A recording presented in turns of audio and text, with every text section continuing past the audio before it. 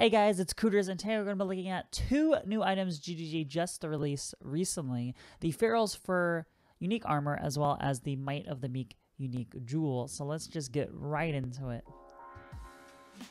Alright, so this is the Farrul's Fur unique Lamellar, we'll say. It's an armor evasion hybrid. There's not too much to say about it, as it does things with aspects. We haven't really learned too much what aspects are, but at least there is some bit of subtext here, and I'm going to read that first, just so before we get into what the item does, we can kind of understand or have a better understanding of what aspect of the cat is. So it says the aspect skills are granted by items. All of them reserve mana to provide an ongoing effect, like heralds. You can only have one aspect at a given time. Casting another aspect skill will cancel your current aspect. Aspect of the cat alternates between two buffs, each with their own duration of 4 seconds. It makes you harder for monsters to see in the same way as Phase Run.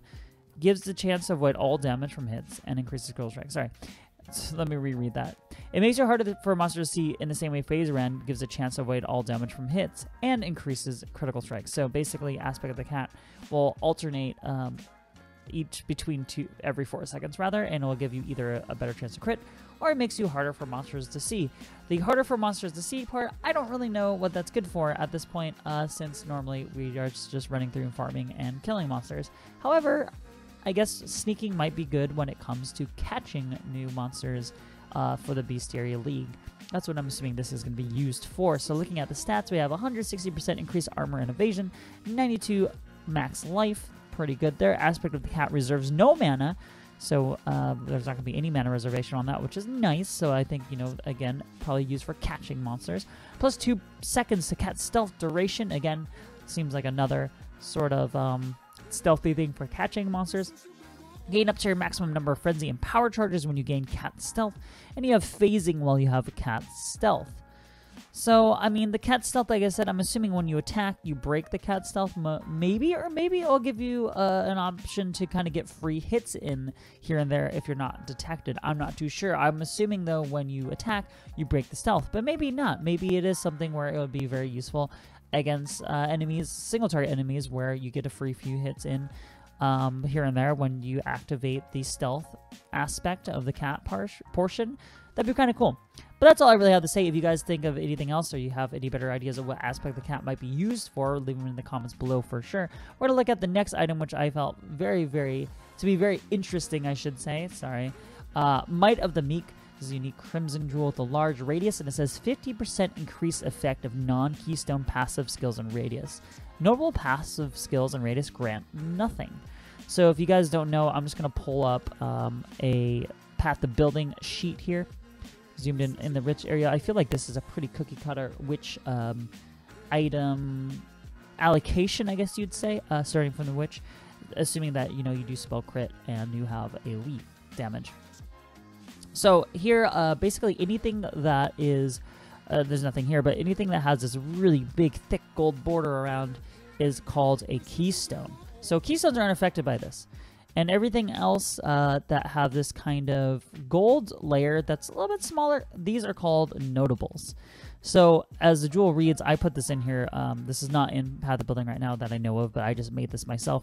It doesn't work, but it at least tells me, it says 50% effect of non-keystone passives and radius. So that means any of these guys, like the spell damage per power charge, or this Flastic effect, or these int nodes that you travel through, these will give 1.5 times. However, notable passives like Instability or Cruel Prep or even Alchemist will do absolutely nothing. So what does that look for someone who were to have, a similar section like this? Now, you notice I did trail off this way to go towards something like Throat Seeker or, around this way. The reason why is because there are, 2 extra int nodes here that we wouldn't pick up normally if I just stopped it from here.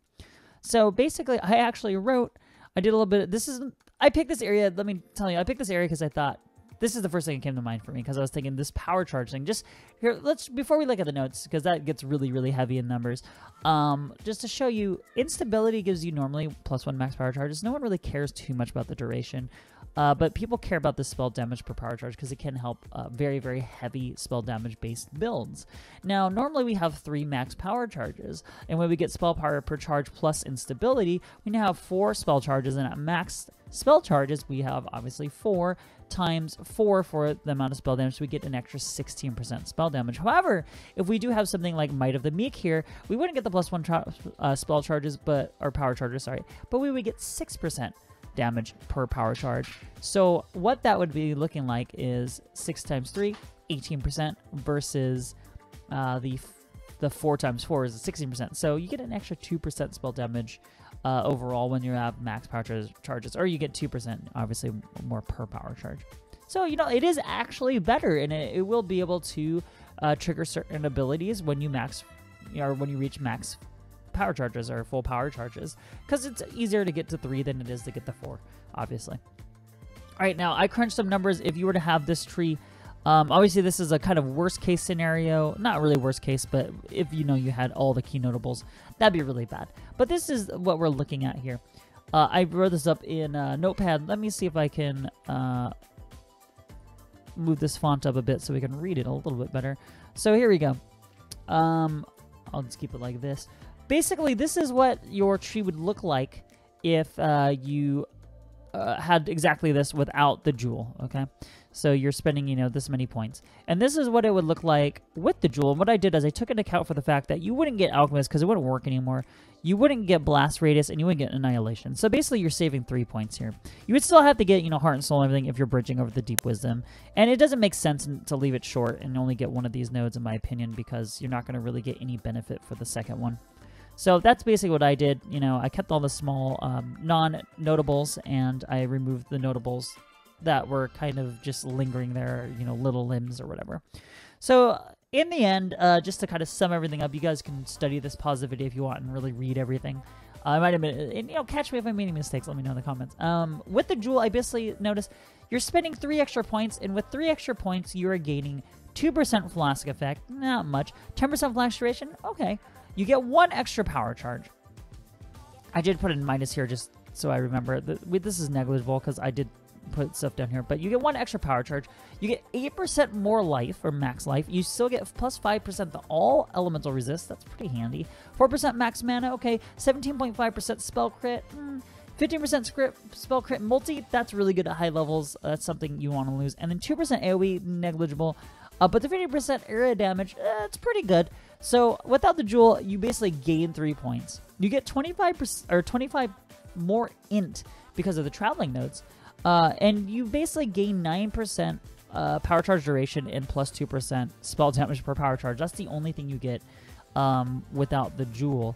So you have to really crunch the numbers here and say, is it worth saving 3 points and getting a little bit more damage per power charge and a little bit more int, but losing out on the fact that I could have gotten all these extra things? And this is taking into account that I removed the limbs to save those points. So these are points that you are missing out on. You can't really say, well, I'll just not allocate that point on my tree if I were to use this jewel. So I don't know, I don't really see any benefit. I feel like after looking at this and I looked at other places on the tree, it just would be a really boring video to show you all the places. But pretty much what I've discovered is, I think in the end, the less amount of things you have allocated in the area, the more rewarding Might of the Meek actually is. And that being said, I don't know, it doesn't seem very worth it for me unless there's something I'm missing. I did take a look at something like Fury Bolts. Now, here's a thing where if you were to allocate what we normally do, so let's go ahead and say we're going to be a duelist, and there's something here where, when we get Fury Bolts, we basically go like, this is a pretty normal path, okay? Where we get these 3 guys, and this one we skip the projectile damage and speed, because most of us just want projectile damage. And if we were to add all this up, we have 30% plus 20. That's 50% projectile damage, 20 strength, and 20% increased accuracy rating. Now, if we put Might of the Meek here, obviously we see that it would hit this area, and we'd lose Fury Bolts. So if we ended up getting this instead, what does that really look like if we did some quick math here? We'd have 10, 20, 30, that's 45% plus another 9%, so 54% projectile damage and 15% projectile speed.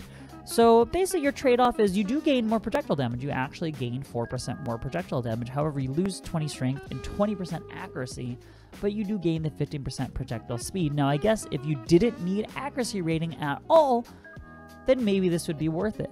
But still, I don't see the trade-off being that beneficial, as the projectile speed is rarely that useful. Now with spectral shield throw, if you had a way, you know, where you didn't need the accuracy, because I don't know, you're using like Cossaday, which wouldn't be that great, but say you had something like that, or you had one of the new ascendancies that we noticed, that I believe it was Guardian. Was it Guardian? Champion, rather, where your hits cannot be evaded. Something like that. Well, Fury Bolts wouldn't really be that helpful, would it? Because we don't need the accuracy rating anymore.